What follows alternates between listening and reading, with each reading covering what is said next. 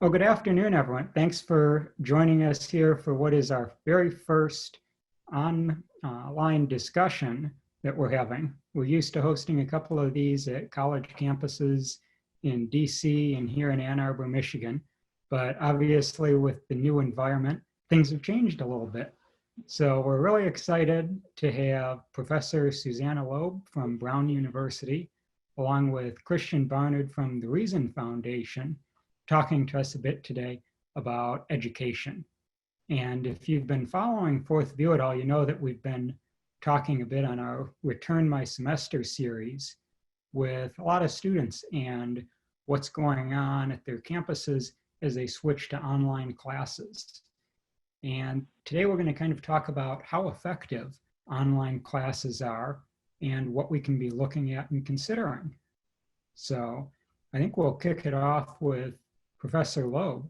Like I said, you're a Brown University professor, and what kind of brought you to our attention was that you had authored a report a couple of years ago on the effectiveness of online education.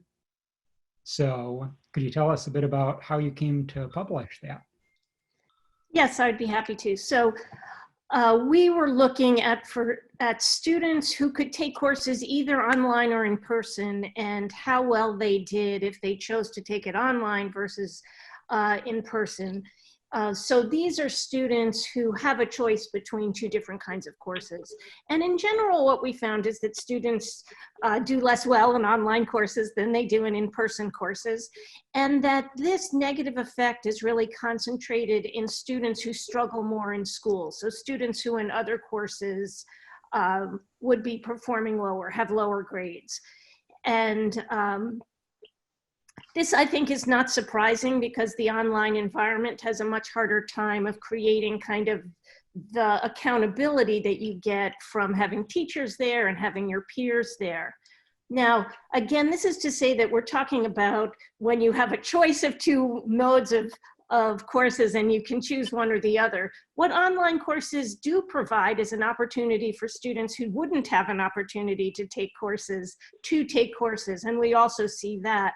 So there are many students who would never, for example, be able to take a foreign language that isn't offered in their school and who are then able to take it because it's offered online.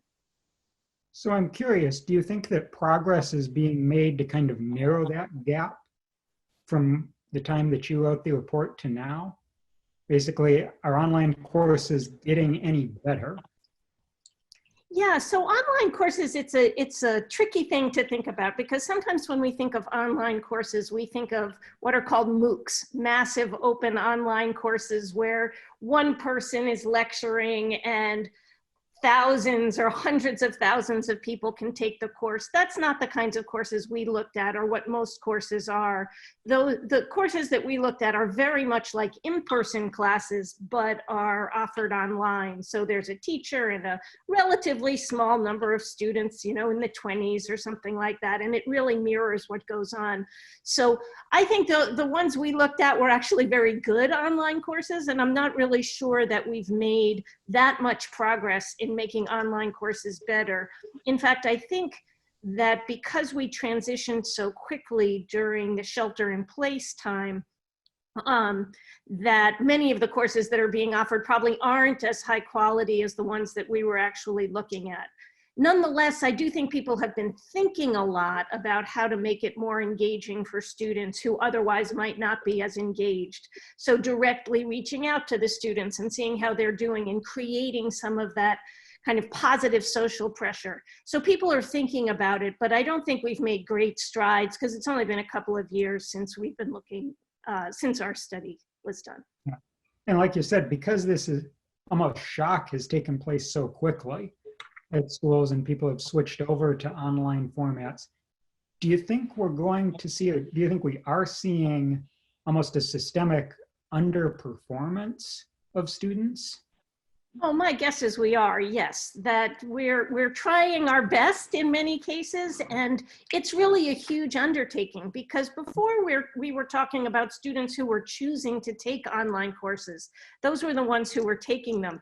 Now we're having the whole population, many of whom don't have good internet providers, Many of the teachers haven't taught in online environments before, and so they themselves may have trouble with devices and connections and just knowing how to handle a group online. And so I do think that the quality of education that students are receiving right now isn't as good as what they were receiving in their traditional schools. Nonetheless, it's probably a lot better than it would have been a decade or two ago before we made really substantial strides in online education. And I think there are many opportunities for students to learn a lot online. They're not only from their teachers, but also from some of these other programs like Khan Academy and Alex, and there's just a whole bunch of online programs that are really very good.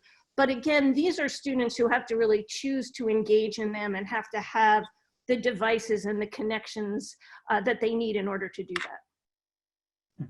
Now, when you looked at students coming in and kind of measured how prepared they were for online courses, did students who had taken an online course in high school or in that K through 12 environment perform better in college courses? So we actually don't know whether they took, so we've done studies both in high school courses and for college courses, and really see some of the same things in both. Where students don't perform quite as well in the online setting, or a better way of looking at it is their future performance isn't as good when they take an online course, because you can always get whatever grade the online course offers. That's not a very good measure of it. But if you look at what they do afterwards, you can really see the effect that it has. And in general, it's not as positive, but that again is true just for the lower performing students. For really engaged students, they'll be able to make good use of the environment. I think a lot of people do think that students need to learn how to be in an online environment and that they can develop some of those skills, but I don't know of strong empirical evidence that has really explored that in detail. Okay. Well, as we're talking about that kind of K through 12 bridge, maybe we'll jump over to Christian a bit. A lot of your work has centered on K-12 online education. And I was curious, what policies are really driving the discussions or drove the discussions before as to whether a class was offered online? You mean at the K-12 level? Yeah, so I mean, online education in K-12, I would say, started to expand about 10 years after online expansion for higher ed began. And so we're really I think we're earlier as far as developing effective online courses for K-12. I think there's a lot of kind of policy reasons why online courses started to become attractive. I mean, one of the major ones you see, especially from kind of just a K-12 school finance angle, is rural school districts often have a difficult time with their finances offering a full course load. And so one of the reasons that we started to see some demand for online and distance learning was just so those types of schools could just offer higher level specialized courses that, you know, high schoolers need to meet graduation requirements or just to be college prepared. And so that was one of the reasons that it started to expand. Also, I mean, this was kind of one of those Silicon Valley almost types of things where people were pointing out that the classrooms generally have not changed all that much over the last 100 years, and so entrepreneurs tried to get in on this space and start crafting or developing infrastructure so that kids could be educated differently, and there were these visions for kind of reinventing the role of the teacher, allowing kids to work and kind of at their own pace. I mean, there were clearly hypothetically a lot of benefits to virtual and online education, and that was kind of driving the policy infrastructure to support those. But obviously, like Susanna has been saying, I mean, it's clear right now that as they currently exist, online education is not, at least as far as producing learning results, better, and it's definitely not, it's not as effective as in-person class teaching right now. And so I think the major problem at the moment is that the research on the effectiveness of these programs, as well as building out best practices, is way behind the growth in the popularity of online education. So that's going to be one of the biggest challenges moving forward. And that kind of keys off an interesting conversation as well. Susanna, you mentioned that you really have to look at how students do after the online course.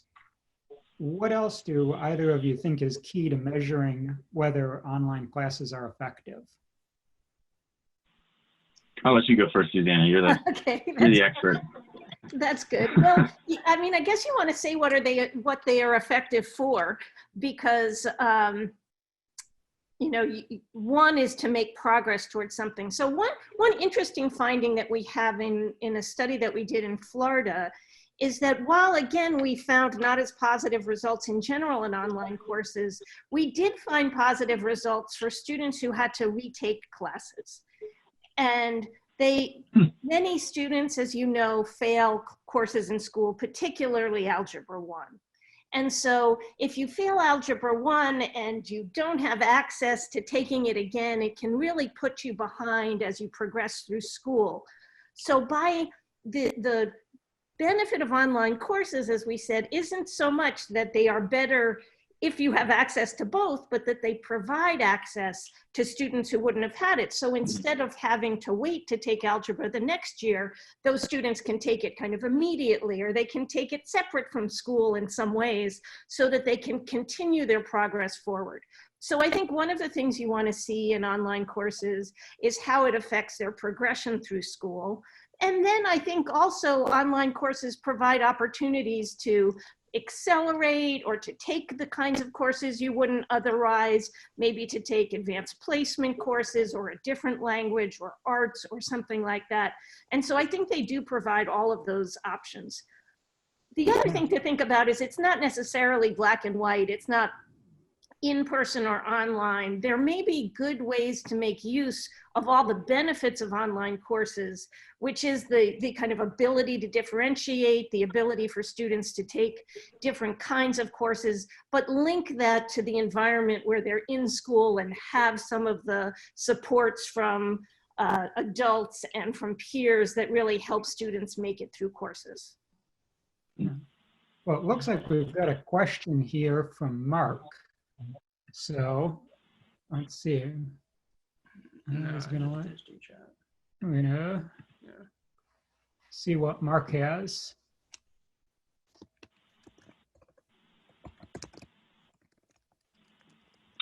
Those are great points too, Susanna. I really appreciate that. I think, yeah, this is why I wrote a piece recently about this for Washington Times, and what I was really interested in was just kind of the potential of hybrid models, because it seems to me like that's kind of where researchers have the most interest at this point, and we're going to need to do a lot more digging as far as fully online courses before we kind of know what's going to make them more effective or how to kind of target them to the groups that would benefit from them the most.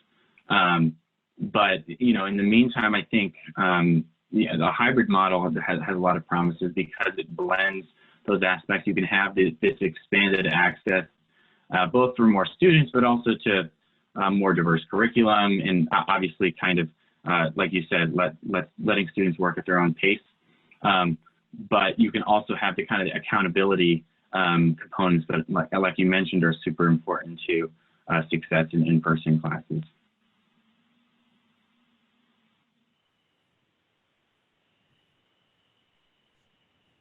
Yeah, it looks like we're still waiting to grab Mark's question. So Mark, if you're able to hear us, go ahead and just feel free to type that in, and we'll be glad to ask it there. We'll also have a Q&A session at the end as well, so any questions, feel free to throw those into that as well. Yeah, so both of you have kind of alluded to the fact that online courses aren't necessarily on par with the in-person classes. How should they be treated from a funding mechanism? And I guess in the K-12 segment, it's more of a question, should they receive the same funding as a classroom? And then in a college setting, it's should they be priced the same? Yeah, that's a good question. And Go ahead, Susanna, sorry. I should let. No, you're fine, go ahead. Okay.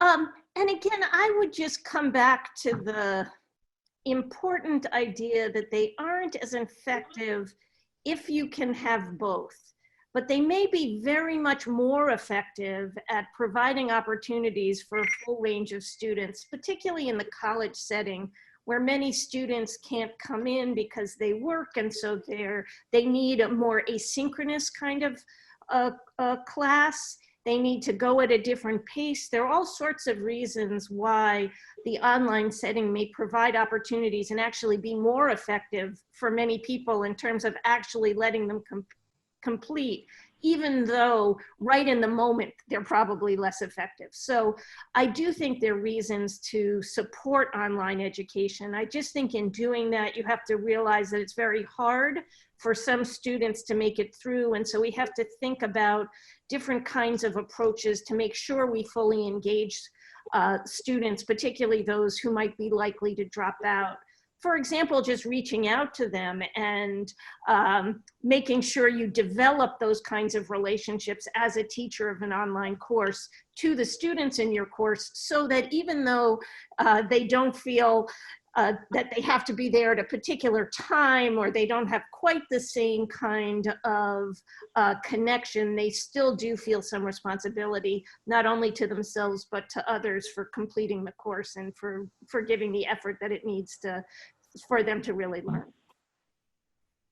Yeah, and I'll just jump on just talking about the funding component as well. So in K-12, what you see as far as funding is a huge spectrum. I mean, it depends on the kind of online learning you're talking about. So it's important to keep in mind that the biggest provider of online learning in K-12 right now is actually a school district, and that's often part-time courses. And so generally speaking, what school districts are doing is they're taking whatever funding was allocated to them for those students and either producing some kind of online course in-house, or I think more often they're essentially purchasing courses from outside providers to provide for the kids. And depending on the state, there might be some limitations. I mean, so in Michigan, for instance, a school district can decline to provide an online course for a student if it exceeds some cost benchmark, which I believe is like 6 or 7% of their total per pupil allocation for that child. So, you know, in those terms, that's actually a pretty low cost. But when we're talking about virtual charter schools, for instance, that again depends on the state and whether they allow for virtual charters or authorized charters in general. But what you see in, you know, like Indiana, for instance, they essentially fund virtual charter schools the same way they fund standard charter schools, essentially. So they'll get the same per pupil allocation. And district schools in Indiana will get the same amount, but they also have access to local dollars. But in the K-12 level, I mean, the principle I like to go with is that you're funding students, you're not necessarily funding systems. And if, you know, virtual providers have certain ways of, you know, being cost effective and not having to provide obviously space and facilities and transportation, then they might be able to use those dollars to enrich their curriculum further. So if you're funding students and not systems, then there should be funding parity. Now, when it comes to higher ed, I mean, again, it just depends on the provider. So, I mean, a lot, again, in virtual higher ed, some of the biggest, by sheer numbers, the biggest provider is public universities. And again, what they're doing is they're taking tuition money, as well as, you know, revenues generated from the additional services they offer, as well as state appropriations. And they're using those resources to make online courses available to their students, either students who are full-time online or students who are just taking a couple online courses while also being in person at that college. So, I mean, the funding question is really complex, but I think in K-12, a good principle is to fund the kids equally. In higher ed, you know, there isn't really, you know, universities cost very different amounts. And so I think it's a question about, you know, maybe how financial aid should be factored in. But financial aid for virtual schools generally works the same as it does for in-person colleges. So those are just a lot of kind of disparate points about funding for virtual education. Yeah. And looking at this question a little further, who do you guys look to for being models? Yeah. I'll let you go first again, Susanna. Okay, I'll give you just a couple of models. So I do think they're models of kind of statewide online courses for high school students. And Florida, I think, is the state that's put the most into it. And they've really spent a lot of time thinking about the curriculum and the interactions between teachers and students. Again, I don't think it's, you know, fully to the level of in-person, but they've really been a model for high quality online courses for K-12. Then there are, again, I think we have lots of opportunities in computer adaptive kind of approaches to online education, in things like Khan Academy and Alex and other kinds of online courses where the course adapts to what the student knows. So there are lots of these resources online that are really high level, and there aren't, that I know of, systems in K-12 that are able to utilize some of that higher level technology, a bit because the systems require quite a bit of power in order to do that. So some kind of combination of that, I think we'll get there eventually. We're not quite there yet. I think there's a lot of promise both in these smaller programs that are reaching a lot of students, but not quite at the same kind of scale, and not with kind of the full teacher-student interaction. And then there are some kind of more traditional programs like the Florida one, and actually Michigan as well, where they've really thought about how to provide what is more like distance learning online. Yeah, for K-12, you kind of stole the one I was going to say, the Florida virtual, the state virtual system, and it's really is a model, because it's been around for a while. And it's actually a model that they've been able to monetize for the benefit of Florida students by selling the curriculum. So I think what their kind of practices, because they were so early in the space, have been adapted, not just all over the country, but even globally. So on the K-12 level, they're definitely a good example. And then when it comes to higher ed, I actually like, there's a lot of professional certification and kind of continuing education type programs, or professional master's programs that there's a lot of great virtual programs for that combine all these really innovative elements of, you know, kind of a competency-based approach. It's for people who are working professionals who really need that kind of flexibility. They're generally more engaged, so they're going to be able to stay on top of the coursework and reap the benefits. So I think that, and it's, again, this hybrid approach where a lot of these programs aren't fully online. They'll have, you know, maybe one night a week where other folks in the program can get together and work on projects together, or consult with supervisors of the program. And so I think those are kind of examples of where these really specialized and innovative approaches have worked best in virtual education.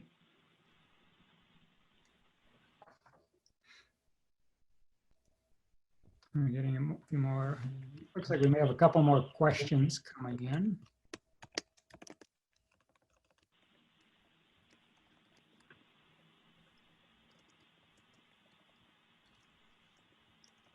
And so in the meantime, like I said, we've talked a bit about the funding, we've talked a bit about the models.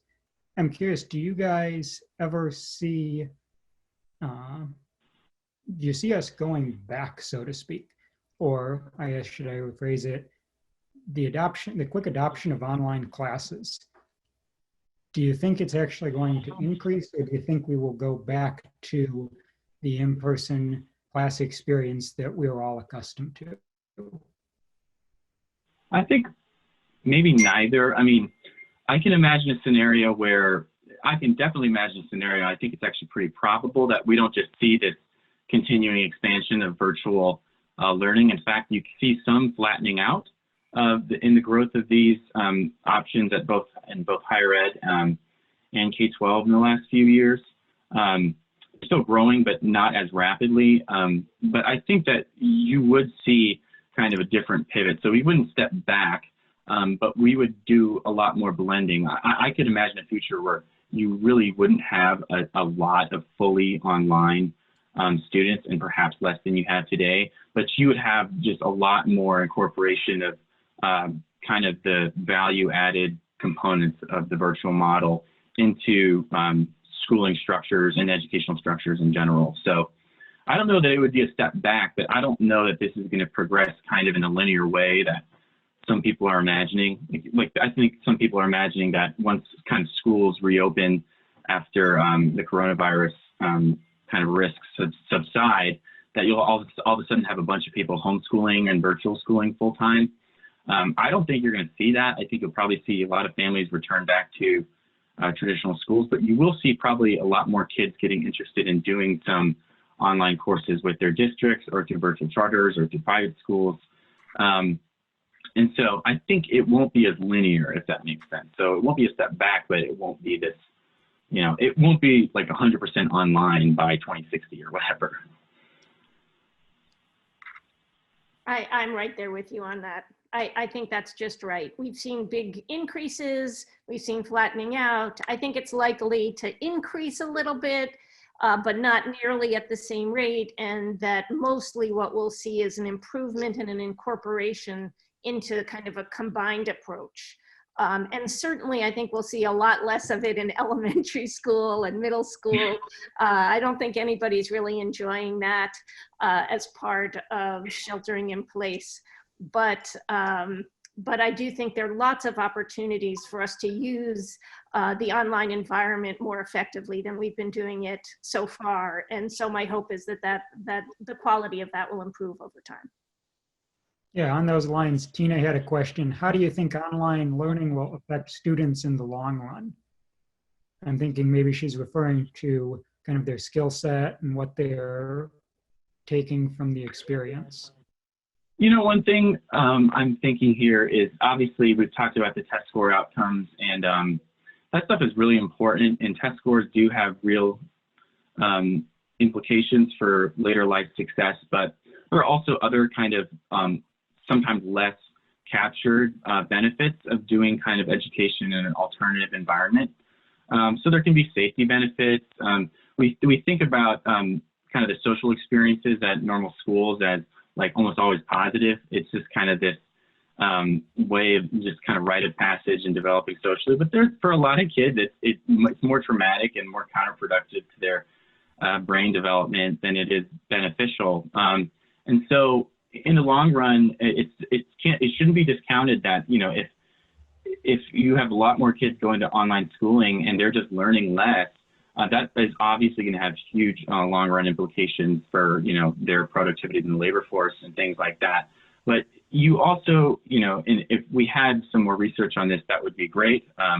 But there are some other benefits of getting educated in an alternative environment, you know, like I mentioned, safety, social, intergenerational interaction. I mean, there are so many things that you can pull out there that I think should just be also counted when we talk about kind of the pros and cons. Yeah, Mark's got it. Yes, go ahead. Okay, I was just going to take a slightly different answer to that, more focused on the 3 months during the COVID pandemic. I think a lot of people are worried about the loss of learning during that time. And I think that there will be loss of learning, that the learning that took place over these, would have taken place over these 3 months, we're not going to see as much there. However, 3 months actually isn't that big in the variation across students and how much they know. And our schools are pretty used to dealing with that kind of variation. So while I think, and as a result, there's a lot of repetition of things that go on, they'll have other opportunities to learn, maybe not some of the small facts, but some of the more important conceptual skills that they need to move forward. So I think there'll be some learning. I actually am more worried in the other direction about what Christian said, which is that the sheltering in place may be traumatic for many kids, that it's actually less safe at home than in school for a number of kids. And they've had to deal with financial stress and health stress and all sorts of things in their families. And because of that, I think we're going to have a number of kids who come to school with more difficulty learning than they would have had before, and that we need to think about what to do there. And for that, we're going to need a kind of concerted effort to the students who really suffered during this time. I think it's less problematic, the kind of average of what you would have learned in school in this 3 months versus not. So I think there's something there, but that's not as big a deal as dealing with supporting the kids who really need supports given the stress of the situation. To kind of combine two questions we've got coming in here. What do you think the schools can do to better prepare for either the lockdown or in case something would ever happen again? And when do you think that people will return to their campuses and schools? I'll let you guess on that one. So what I've been seeing, actually, I saw it kind of earlier on in this process, a lot of colleges saying that they were very likely not going to be reopening until 2021. But I actually think we'll probably see more campuses open than what was initially expected. I actually just hired an intern, and she had to change her ending date for this summer because she actually is going to be going back to school in person in the fall. And then you had a question about the K-12 aspect. There's what can schools do to be better prepared? I don't know. I mean, like, I don't really envy school districts in this scenario, or anybody. I mean, the private schools have had to go online and charter schools have had to go online. I think it's always helpful to have maybe some kind of existing partnership with a virtual provider. So, because right now what most districts are doing on the K-12 level is just focusing on content retention. So a lot of districts aren't even teaching new material. And so it would be helpful if there were some mechanisms in place, like some kind of partnership with a provider who has the better infrastructure to provide these services to the kids that are also, in line with the district and state curriculum, so that you could actually have more continuation of learning over this period of time. But also, I mean, there's also just the technology challenges. I mean, so one of my good friends teaches in a district in California that is, I think he said 55% homeless. And so the challenges around getting broadband access and computers to those kids are huge, and I don't know that, I guess districts can have, and luckily a lot of districts have, computers and Chromebooks and things like that at their disposal to provide for kids, but not every district does. And then providing broadband, I mean, his district had to create hotspots, hundreds of hotspots, so that kids had access to internet. And so, as far as anticipating that in the future, I don't know how much we can expect of any single school or school district or charter network or whatever. But I think these partnerships will continue to develop. And I think if this happens again, let's say 10, 20 years down the line, I think it's very likely that we'll have a better infrastructure in place. And to wrap it up, we've got Mark's question here that I think kind of brings it all full circle in saying, we're hearing a lot about higher levels of customer engagement in the post-COVID world. Are we going to wind up, and is it possible to get high touch with high tech? I think it is. What Christian indicated is that we've got a digital divide. We've got real inequalities in access to the online setting. That gets in the way of providing this, but I don't think it's impossible to have these kinds of close contacts in the online setting. If we can get the Wi-Fi working well, if we can, so good access to the internet that's not just there but strong, and the devices that people need. It's not ideal, but I think you can do a lot more than we're able to do at this point to really connect with people and engage with people. part of the problem is that many kids in the country are in these really difficult situations at home. And that's a problem that goes well beyond schools, and one that I hope that we'll deal with as well in the coming years. And do you think those are impacting any specific area, or just rural areas versus urban areas, or is it across the board? I mean, I'm not sure it's divided as much rural and urban. I think both areas have areas of concentrated poverty, and those are the areas that are suffering. And just to go back, sorry, Christian, what you were saying before about fall classes opening up, there was actually like people have floated a hybrid model with smaller classes remaining in person and larger classes going online. And so Kim Whedon and Benjamin Cornwell at Cornell set out to study the idea using neural networks, and they found that actually it won't make a big difference canceling like specific classes that are huge with multiple disciplines and majors in them. So that's just interesting. Won't make a difference in terms of what? Well, they were trying to say in terms of if there were specific points in the university that they could mitigate COVID breaking out into the rest of the community to keep it like smaller and things like that. And they were saying just the sheer contact, even just on campus crossing paths and things like that, because they were saying like the average Cornell undergraduate interacts with more than 500 students in a typical week, even outside of a dorm setting. I think that was what they meant. Interesting. I think, you know, I guess I'll close with saying that, like, informally, universities are already doing some kind of hybrid model. If you just think about a lot of kids, especially early on in their undergraduate career, are missing a lot of classes. They already have large lecture halls anyway that are not all that different from like a massive online open enrollment course anyway.